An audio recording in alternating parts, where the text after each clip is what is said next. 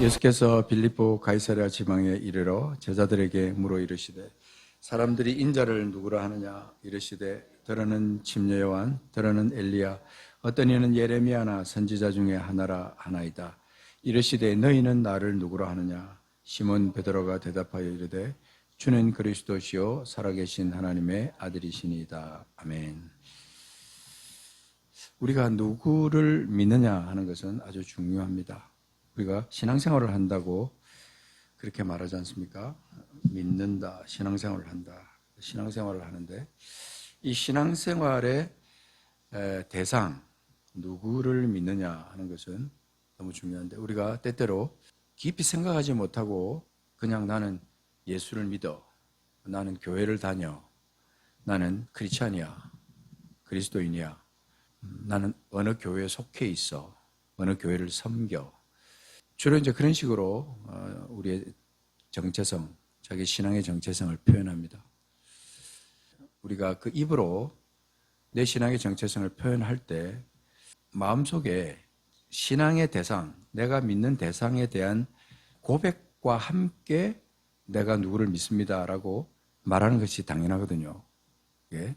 그리고 또 특별히 절대적인 분, 우리가 믿는 하나님 같은 분, 전능하신 분, 우리를 구원하신 주님, 이런 분을 우리가 믿는다고 할 때는 특별한 어떤 결단, 이것이 우리 속에 있게 되고 그것이 어떤 남은 인생 동안 계속 그 인생을 영향을 주고 이끌어가고 그래서 그를 통해서 삶이 변화되고 그래서 영적 정체성을 딱 확고하게 되면서 그대로 살아가는 거죠. 그대로 흔들림 없이 좌로도 우로도 치우치지 않고 계속 앞을 향해서 나아가는 그 신앙으로 나갈 수 있는 겁니다. 그게 어떤 신념이라든지 자기가 믿고 있는 어떤 주의를 따라가는 그런 것이라면 그것이 중간에 바뀔 수 있어요. 얼마든지 생각을 잘못했다, 내가 잘못 알았다, 그래서 바뀔 수 있는데 절대적인 진리를 가진 사람들은 절대로 그럴 수 없다. 제가 무슨 절대로 그러면 안에는 이 세상에 절대라는 것은 없다, 이렇게 말을 하는데 진리 앞에서만큼은 우리가 이 절대라는 말을 붙일 수 있어야 된다고 생각합니다. 불변한 진리, 흔들리지 않는 확고한 진리의 말씀 앞에, 그 변하지 않는 생명 앞에 우리는 우리가 가진 전부를 다 내려놓고 내 생명까지도 그 진리 앞에서 그 진리를 붙들기 위해서 그 생명을 붙들고 살기 위해서 목숨까지도 버릴 수 있는 그런 상태로 되는 것이 그것이 온전한 진리의 의미다. 생명을 따라가는 사람의 삶의 자세를 도출하는 그런 절대적인 기준이 된다 이 말입니다. 여기 우리가 오늘 읽은 본문 말씀은 유명합니다. 유명한 말씀인데 저는 이 말씀을 묵상하다가 딴 거는 우리가 다 그냥 지식적으로 또 알고 있는 바대로 너무 유명한 말이니까 그런데 15절에 가서 딱 주님께서 말씀하시는 이 말씀, 너희는 나를 누구라고 하느냐 이렇게 질문하시는 어떤 영어적인 표현을 쓰면 but이잖아요. but, but 이거는 그러나 우리가 이렇게 해석하는데 모든 것들은 다 다른 사람들은 다 그렇게 한다 할지라도 다른 사람들은 다 그렇게 엘리야로 예레미야나 엘리야나 침례 요한이나 또 선지자 중에 하나 이런 식으로 예수님을 믿고 있는 사람도 있고 또 그렇게 생각하고 따르는 사람도 있고 자기 나름대로 예수 그리스도를 정의하고 따라가는 거예요. 아, 이분은 내게 이런 분이야 라고 따라가는데 너희는 나를 누구라고 하느냐. 이 사람들이 어떻게 말하든지 간에 너희는 나를 누구라고 하느냐. 여기는 너희들이 흔들림 없이 주저함 없이 말할 수 있는 그 고백, 변하지 않는 그 고백을 너희들이 한다면 과연 너희들은 어떤 고백을 하겠느냐 이 말씀이거든요. 그때 시몬 베드로가 말합니다. 우리가 잘 압니다. 주는 그리스도시요 살아계신 하나님의 아들이십니다. 아들은 아버지의 모습을 그대로 투영한다 이렇게 보거든요. 옛날 특별히 고대 사람들은 특별히 또 아들은 아버지, 그냥 아들을 보면 그 아버지를 알고 그 아들 자체가 아버지와 연결시켜 놓는 그런 것이 올라가면 올라갈수록, 옛날로 올라가면 갈수록 더 그게 강했습니다. 지금은 이제 딸, 아들 뭐 구별을 하지 않고 오히려 뭐 딸 가진 사람이 더 행복하다. 딸이 없음을, 딸이 있는 사람들을 보고 부러워했던 그런 적이 있습니다. 하나님을 우리가 본다고 하면 예수님을 보는 거고, 예수님을 통해서 하나님 아버지를 보는 거죠. 너희들이 하나님 아버지를 보여달라고 하는데 나를 보는 것이고 아버지를 보는 것이다. 그렇게 주님께서 말씀하시죠. 근데 여기 보면 그리스도라는 것은 구원자라는 뜻이거든요. 구원자. 절대적인 하나님의 아들로서 예수님이 이 땅에 오셔서 우리를 위해서 우리를 구원해 주신 그리스도, 구원자시다라고 하는 이 고백과 하나님과 동등된 분이라는 사실을 고백하는 이 두 가지 의미가 아주 중요한 고백이다. 이 말입니다. 이 말은 예수 그리스도와 뗄래 뗄 수 없는 영적 깊이를 누리고 있는 그런 사람들. 그래서 그 안에서 생명을 누리면서 살아가는 사람, 생명을 누리면서 살고 있다라고 고백하는 거죠. 주는 그리스도시요 살아계신 하나님의 아들이시니다. 이렇게 고백한 베드로가 과연 진짜로 예수님을 그렇게 믿고 따르기 때문에 이런 고백을 했는지 그거는 알 수 없어요. 그런데 중요한 것은 17절에 보면은 이를 내게 알게 하니는 혈육이 아니요 하늘에 계신 내 아버지시니라 이렇게 말씀합니다. 그러니까 베드로의 고백이 어쩌다가 자기가 그냥 엉겹기를 했다 할지라도 그것은 베드로가 한 게 아니고 하나님 아버지께서 그에게 그런 마음을 주셨다 이 말이죠. 이게 어떤 예언적이면서 우리가 예수 그리스도를 따라갈 때 나중에 결국 이런 신앙의 고백을 하면서 따라가야 된다고 하는 것을 말씀하고 있습니다. 우리가 요한복음 넘어가서 15장 말씀 잠깐 보겠습니다. 15장에 보면 15장 15절에 보면 이제부터는 너희를 종이라 하지 아니하리니 종은 주인이 하는 것을 알지 못함이라. 너희를 친구라 하였노니 내가 내 아버지께 들은 것을 다 너희에게 알게 하였습니다. 내가 아버지께 들은 것, 예수님께서 아버지께 들은 것을 다 너희에게 알게 했다라고 그렇게 말씀하시는 거죠. 하나님께서 예수 그리스도를 통해서 우리에게 주실 그 구원의 모든 진리를 예수 그리스도를 통해서 아버지의 뜻을 우리에게 다 알려주셨다라고 하는 것을 말씀하죠. 그래서 예수 그리스도 안에 있다는 것은 우리가 예수 그리스도께서 하나님께서 알려주신 그 모든 것들을 다 알게 된 사람들, 예수께서 알려주신 그것을 예수님의 말씀을 통해서 우리가 듣고 깨달아 그것을 내 말씀으로 받아들여서 그것을 생명의 말씀으로 받아들여서 그것을 내 삶의 기준으로 또 생명으로 알고 그것을 지켜나가는 그런 사람들, 그런 사람들이 다 예수 안에 있는 사람들이라는 거죠. 그래서 15장 전체가 그죠? 참 포도나무, 가지, 그 다음에 열매 이러면서 열매를 맺는 그것이 아버지의 뜻이라는 거죠. 그리고 열매를 맺으면서 하나님의 영광을 나타낸다 그러던데 그 열매를 맺기 위해서는 반드시 이 고백, 예수님이 누구신가 하는 고백과 예수님과의 그 관계가 확실하게 형성이 돼 있을 때만 이것이 가능한 거예요. 이거를 지금 포도나무에 붙어 있는 그 가지를 지금 비유해서 말씀하시는 거죠. 우리가 예수 안에 예수께 붙어 있다라고 하는 것은 그거는 아주 너무나 중요한 의미가 있다는 것입니다. 지금 주보에 보면 이 그리스도 안에 거한다는 것이 무슨 뜻인가 이렇게 지금 되어 있습니다. 이게 자세한 설명이 있어요. 우리가 거한다는 것은 살다, 머무르다. 예수 안에 내가 있다는 것은 주님 안에 거한다는 것은 무엇을 말하느냐? 그분의 뜻이 내 안에 있고 또 그분의 생각이 내 안에 있고 그분의 계획이 내 안에 있고 그분의 마음이 내 안에 있는 거죠. 그렇게 되니까 나는 그냥 눈만 감고 기도만 해도 그분의 뜻이 깨달아지고 생각이 나는 거죠. 그래서 그분의 말씀이 적혀있는 이 성경을 펼쳐서 성경을 읽다 보면 그 읽는 그 말씀 가운데서 하나님의 뜻이 깨달아지죠. 하나님께서 예수 그리스도를 통해서 우리에게 보여주신 그 모든 놀라운 비밀스러운 그 말씀들, 정말 성령이 아니고는 도저히 깨달을 수 없는, 믿지 않는 사람들은 도저히 깨달을 수 없는 그 깊이 있는 그 말씀들, 생명의 말씀들을 우리가 깨닫게 되고, 그래서 내가 예수 안에 있음으로 말미암아 그 포도나무의 진액을 내가 그대로 받으면서, 그대로 그냥 누리면서 그 안에서 내 삶에서 열매를 맺는 거죠. 그러니까 이게 신비한 부분이지만 이것이 묵상해 보면 더더욱 신비해져요. 묵상하면 할수록 내가 주님을 향해서 주는 그리스도십니다. 주는 그리스도십니다. 이거 하나만 내가 고백해도 예수 그리스도, 우리가 예수님을 부를 때 예수 그리스도 이렇게 말하잖아요. 예수 그리스도.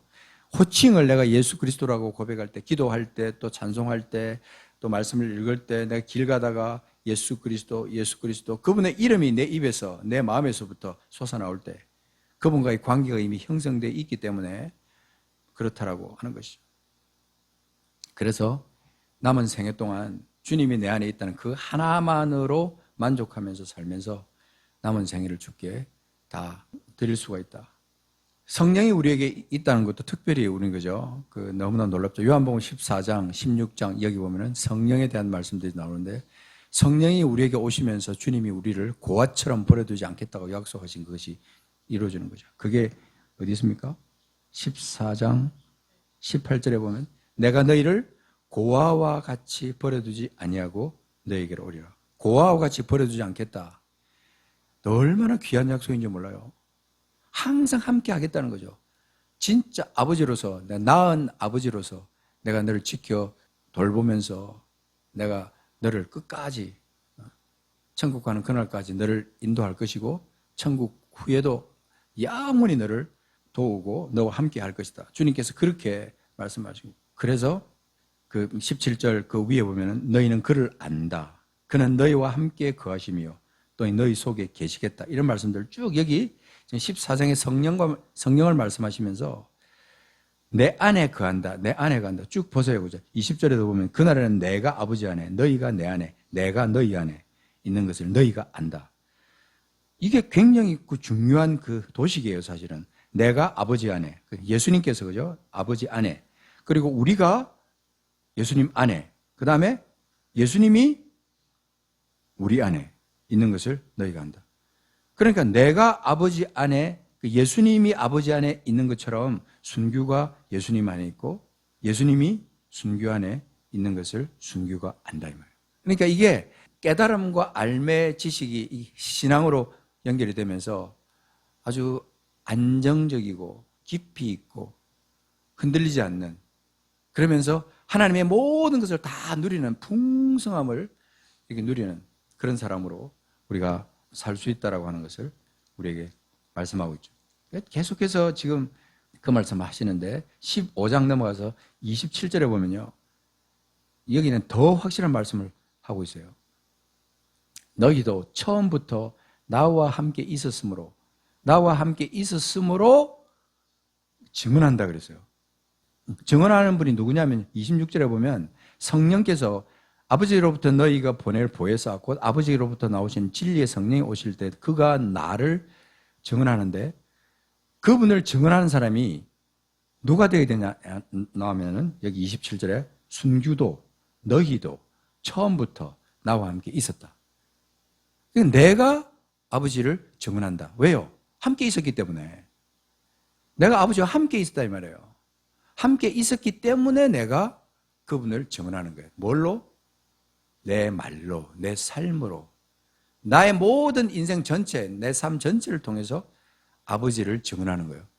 그러니까 이게 얼마나 놀라운 일이냐면, 이거는 그냥 생각할 수 있는 게 아니에요. 내가 예수 안에 있다는 이것은 그냥 쉽게 생각할 수 있는 그런 게 아닙니다. 자, 그 고린도서 13장에 가서 보시면 이런 중요한 말씀 얘기, 이것도 뭐 너무 중요하니까 자꾸 반복하지만 오늘 다시 한번 확인을 해야 될 말씀이 있습니다. 고린도서 13장 말씀에 보면 3절에 보면 그리스도께서 내 안에서 말씀하시는 증거를 너희가 구함이니, 그리스도께서 내 안에서 내 구주가 되시고 나와 동행하시는 분이 되셔서 내 안에서 말씀하시는데 이것을 너희가 구한다 이 말이에요. 이건 사실 구하지 않아도 내 삶 전체가 사실 증거 덩어리긴 한데 그는 너희에게 대하여 약하지 않고 도리어 너희 안에서 강하시니라. 자, 4절 그리스도께서 약하심으로 십자가에 못 박히셨으나 하나님의 능력으로 살아계시니 우리도 그 안에서 약하나 너희에게 대하여 하나님의 능력으로 그와 함께 살리라. 자, 여기서 그와 함께 살리라.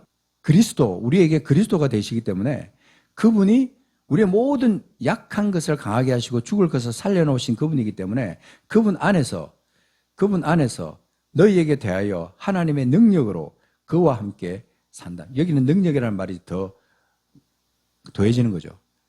더해지면서 우리가 예수 그리스도를 구주로 고백하고 그 다음에 하나님의 아들로 고백하고 그러면서 삶의 모든 능력이 우리 속에 있는데 중요한 우리의 액션이 하나 필요하대. 그게 5절입니다.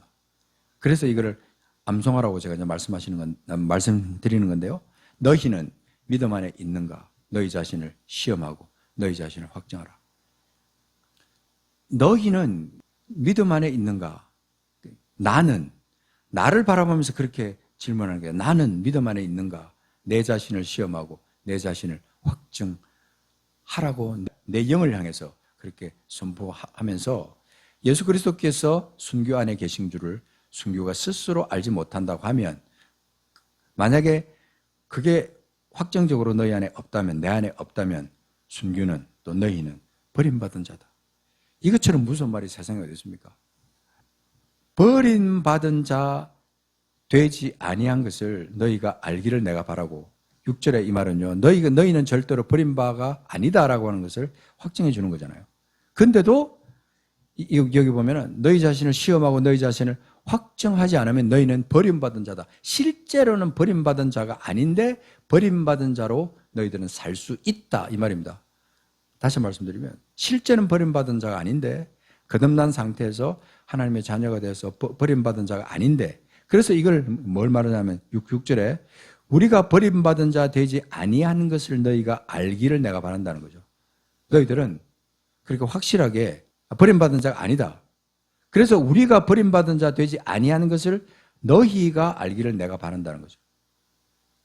그래서 우리가 버림받은 자가 되지 않다는 것은 그분 안에 있다는 것이고 그분 안에 있다는 것은 확정적인 것이기 때문에 능력까지 더해서 우리에게 주어지는 것이고 그래서 7절에 우리가 하나님께서 너희로 악을 조금도 행하지 않게 하시기를 바울 사도는 고린도 교회 성도들을 향해서 그렇게 기도한다는 거죠. 간구한다는 거죠. 이는 우리가 옳은 자임을 나타내고자 함이 아니라 오직 우리는 버림받은 자 같을지라도 너희는 선을 행하게 하고자 합니다. 우리가 본질을 알아야 되는 건데 내 삶의 나의 그 아이덴티티 그냥 단순히 내가 그냥 뭐 교회 다니는 사람 남들이 나를 향해서 저 사람은 교회를 주일날 가니까 저 사람 성경책 끼고 교회 가니까 저 사람은 예수 믿는 사람이야. 남들이 그렇게 말할 수도 있고 내가 스스로 나는 그리스도인이야. 나는 예수님 안에 있어. 이렇게 말하지만 자칫 잘못하면 이게 종교로 빗나가요. 종교. 내가 믿는 이 하나님, 절대적인 예수 그리스도, 이분이 종교의 창시자, 기독교라는 종교를 창시한 그분을 그냥 내가 막연하게 의지하는 거죠. 근데 어느 날 보니까 부처님이 더 강하게 보여. 내가 평생을 내가 예수를 믿었는데도 내가 아마 30년, 40년 예수를 믿었는데도 이분이 내게 별로 해주는 게 없는 것 같아. 내가 간구하는 것도 제대로 응답하지도 않고 예수 믿는 게 별로 재미가 없어.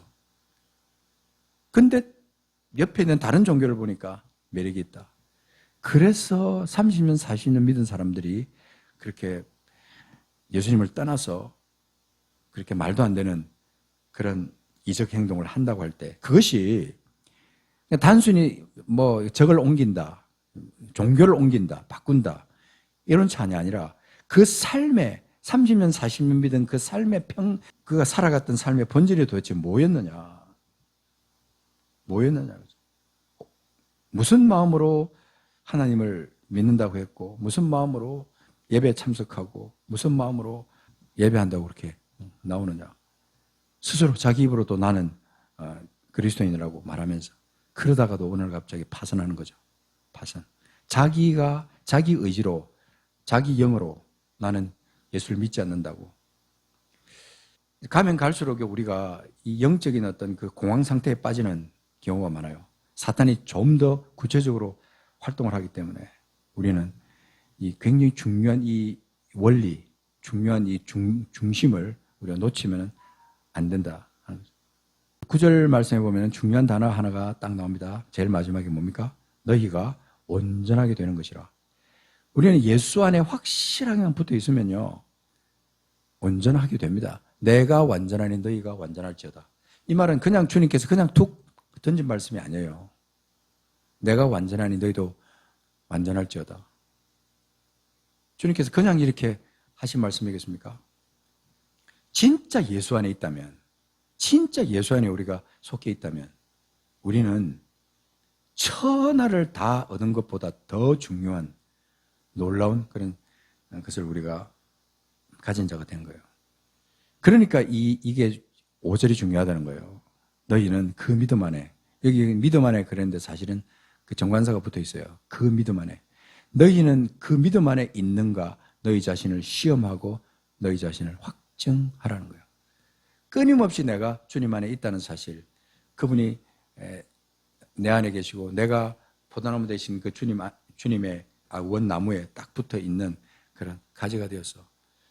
그래서 내가 그분으로부터 힘을 받고 공급받고 사랑을 공급받고 능력을 공급받아서 그렇게 흔들림 없이 그렇게 살아갈 수 있다. 그래서 주변 사람들한테 복음을 전하는 것도 그게 확실하기 때문에 내 삶이 그렇게 이제 증거가 나타나기도 하지만 내 입에서 그것이 또한 이렇게 증거로 나타나는 거죠. 자랑하고 선포하고 내 주님을 자랑하고 예수 그분이 내게 하신 일이 얼마나 놀라운지 이것을 갖다 만나는 사람에게 자랑하고 선포하는 거죠. 그것이 복음, 기쁜 소식이 되어서 나를 살렸고 또 다른 사람도 살릴 수 있다 하는 확신이 내게 있을 때 우리가 온전히 하나님께서 기뻐하시는 그런 승리하는 삶을 살 수 있다는 거죠. 요한복음 10장 10절에는 예수님이 오신 것은 양으로 생명을 얻게 하고 더 풍성히 얻게 하려 함이라. 예수님이 이 땅에 오신 것은 양으로 생명을 얻게 하고 더 풍성히 얻게 하려 하십니다. 그냥 단순히 예수 믿어서 그것이 그냥 믿는 그 순간에 천국 간다는 그거 하나로 되고 끝나는 게 아니고 예수 안에 거하면 거할수록 시간이 지나면 지날수록 더 풍성하게 되는 거예요. 더 풍성하게. 그래서 그냥 내 그 존재 자체가 주님의 모습을 그대로 투영해 보여주는, 그리스도를 점점 닮아가서 나중에는 그냥 예수 그리스도의 형상처럼 변화되는 그런 지경까지 가는 것이 우리의 목표 아닙니까? 근데 우리가 속아서는 안 된다 하는 거죠. 속아서는 절대로 안 된다 하는 것을 이 지금 고린도서 13장은 우리에게 말씀하고 있는 겁니다. 이 고린도후서 전체는요, 우리에게 예수 안에 있는 자들이 어떤 삶을 사는가, 어떤 삶을 사느냐. 너희들이 가난하다, 약하다, 그런다 할지라도 너희들은 원래 풍성한 존재들이야. 그래서 너희들이 가지고 있는 모든 것을 통해서 세상에 하나님의 뜻을 나타내라. 그런 것을 말해주고 있는 것이 고린도후서예요. 그래서 고린도후서 5장, 그죠? 5장에 무슨 말씀이 있습니까? 우리가 유명한 말씀, 5장 17절. 그런 적 누구든지 그리스도 안에 있으면 새로운 피조물이라. 이전 것은 지나갔으니 보라 새 것이 되었다. 그리고 나서 우리가 뭐가 되냐면 그리스도의 사신이 된다고. 20절에 보면 그리스도를 대신한 사신이 된다. 그렇게 말하잖아요. 그러니까 우리의 아이덴티티가, 그리고 우리의 고백이 얼마나 중요하냐는 거죠. 사탄은 우리를 향해서 끊임없이 이 고백을 흐리게 만듭니다. 그리고 어떤 확신을 갖지 못하게 만들고, 확신이 없이 희미하게 만들고, 그래서 예수 그리스도의 관계가 붙어 있다 할지라도 아주 실처럼 아주 그냥 겨우 떨어질 똥 말똥 그렇게 붙어 있는 상태. 그러니까 풍부하게 이렇게 영양분을 공급받지 못하고 주님 안에 있는 그 모든 것을 다 가져와도 괜찮은데, 우리는 그냥 그렇게 하지 못하는 거죠. 그러니까 너무나 이렇게 참 답답한 거죠. 특별히 고린도후서에 뭐가 나옵니까? 8장에 가서 보시면 요거는 이제 연결해서 이제 제가 말씀드리는 거예요.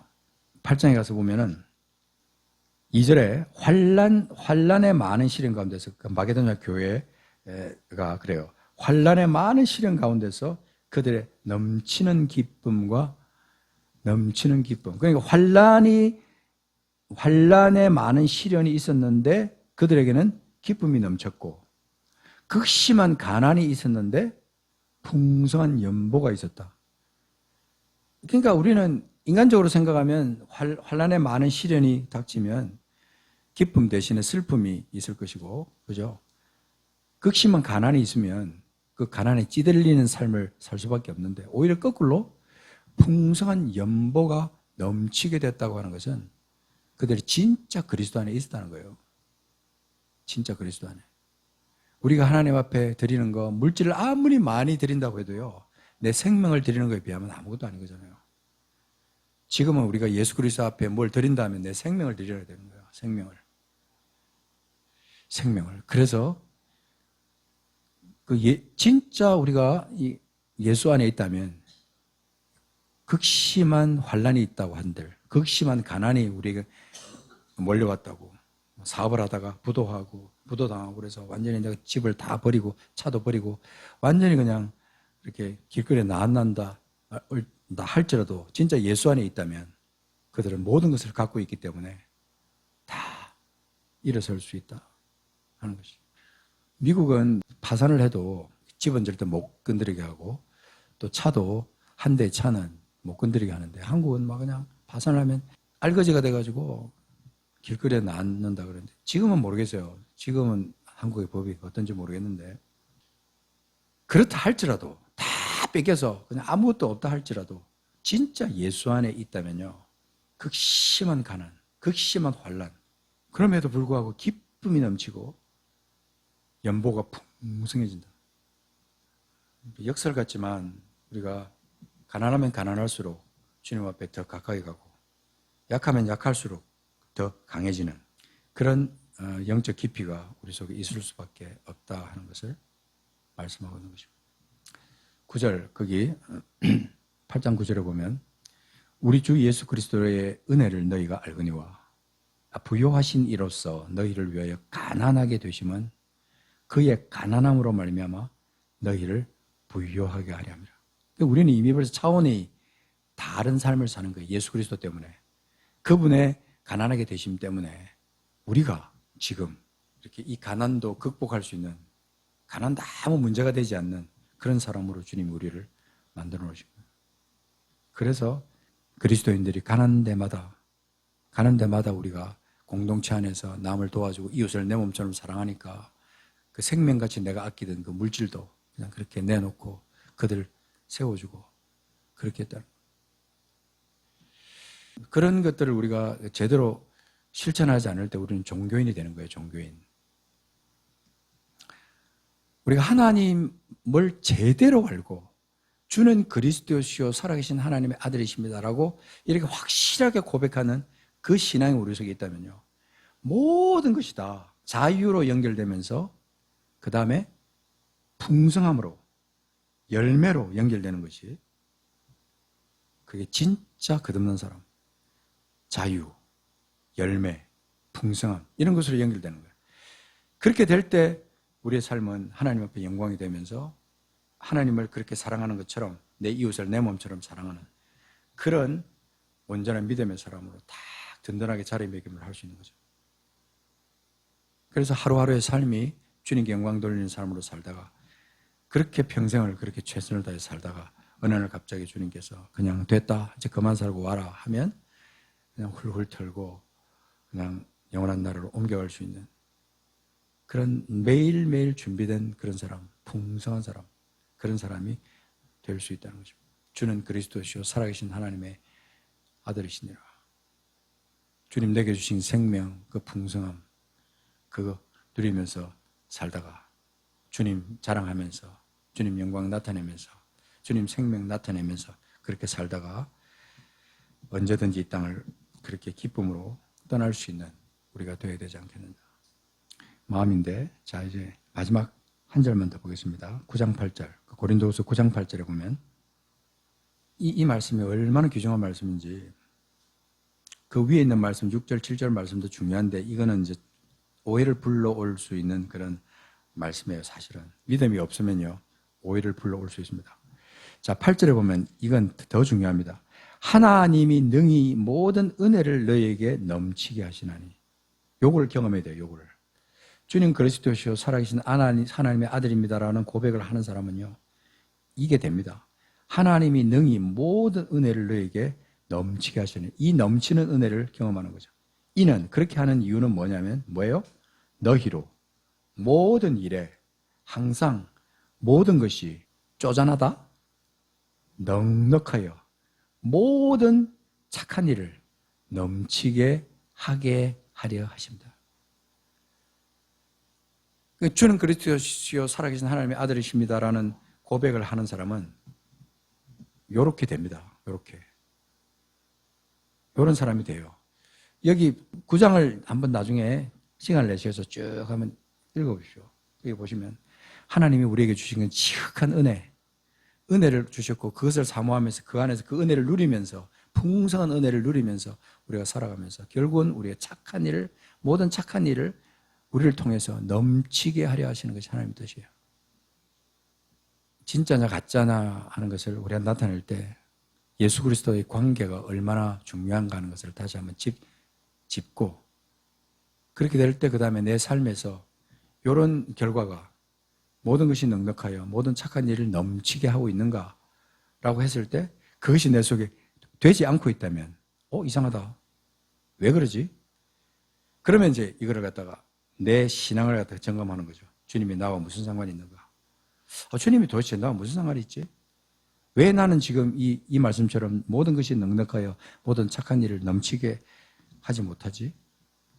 우리가 행위를 강조하는 게 아니라 행위는 자연스럽게 내 완전한 신앙과 연결되는 그런 증거예요, 증거. 모든 이 착한 일과 연결된 이 행위는 증거라는 말입니다, 증거. 정말 내가 그리스도 안에 있는가? 그리스도와 그런 관계가 회복되어 있는가? 연결되어 있는가? 그거예요. 그래서 그것을 한번 우리가 확인하기 위해서 오늘 이 말씀을 같이 쭉 연결해서 말씀을 나눴습니다. 9장 15절 끝에 가면 말할 수 없는 그의 은사로 말미암아 하나님께 감사하노라. 말할 수 없는이라는 그 표현이요. 이거는 그냥 abundant, wonderful. 그러니까 막 놀랍다, 상상할 수 없는 놀라운 은혜, 그 선물, 그것으로 말미암아 하나님께 감사하면서 자기만 누리면서 사는 게 아니고 그것을 흘려보낼 수 있는 풍성한 사람이 된다. 다시 한번 말씀드리지만 주님과의 관계가 중요합니다. 먼저 주님과의 관계를 늘 확인해야 됩니다. 확인하고 그것을 늘 찬양하고 감사하면서 주께 영광 돌리는 우리가 되어야 됩니다. 자, 권사님 반주해 주시고 예수를 나의 구주 삼고 288장으로 찬양하겠습니다. 예수를 나의 구주 삼고 성령과 피로 거듭나니 이 세상에서 내 영혼이 하늘의 영광 누리도다. 이게 그런 상태인 거죠. 주님과의 관계가 완전히 회복된 상태, 연결되어 있는 상태. 288장 예수를 나의 구주 삼고